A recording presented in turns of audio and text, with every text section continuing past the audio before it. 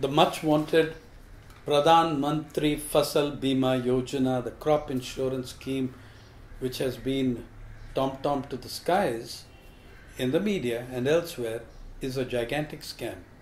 If it continues for a few more years without change and in its present system, it's a bigger scam than the commission raked off on, say, Rafale, on the Rafale deal. It's more an insurance scheme for the banks and for the insurance companies. And so far, as I can see, it's entirely public money that has been spent without the private insurance corporations spending any money of their own. We can't see this yet. Firstly, you can only get your bank loan in these districts where the scheme prevails if you sign up for the insurance. The premium will be deducted automatically from your amount. So please know this, that to get the bank loan, you've got to sign on to the insurance. And yet, if there is a crop disaster and there is an insurance payout, the first claim on the compensation amount will be that of the bank that gave the loan, not the farmer. That's how it's going to work out on the ground. That's exactly how it is working out on the ground. In other words, it's a very good insurance scheme for the banks. It's a brilliant insurance scheme for private corporations. What they've gone and done, the government, is to sort of divide each state into private jagirs for insurance corporations. Now, this does include a couple of public insurers like the Life Insurance Corporation of India, which, by the way, has begun behaving like a private corporation. Its practices are not showing any superior values because I think they expect to be privatized in the coming year or years. However, like say Maharashtra has 36 districts. 5 districts are given to company A, 5 districts or 4 districts to company B. 5 or 6 companies are granted by law monopolies in those districts. You have to go to that company in your district. To get the bank loan, you're going to have to sign off on a paper that says that yes, premium, you will pay the premium. Now, how is the premium amount paid?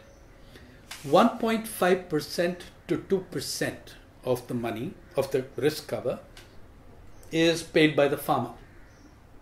8% by the state government and 8% by the central government. Overall, in the 3 years this thing has been around, 66 to 68,000 crores have been allocated for this. In 2016-17, it was 20 or 21,000 crores. In 2017, it was 21,000 crores. And in 2018-19, it is 26,000 crores allocated. So somewhere between 66 to 68,000 crores of rupees for insurance is coming from the farmer, the state government and the central government. That is one hell of a lot of money, 68,000 crores. Most farmers, most people in the country who come under such schemes are not aware nor made aware that in order to get a compensation, they have to file a claim. Those who might learn that they have to file a claim are going to have hell filling out a form. It's not simple. Third, so only a very small percentage of the farmers are actually going to file claims, even though all of them have lost massively. In the single district of Parbhani, on the soybean crop, in 2017 there was a massive loss in which well over 270,000 farmers were affected. But how many of them filed claims and how many of them got any compensation worth the name? The figures appear to show that there's a 30 crore payout in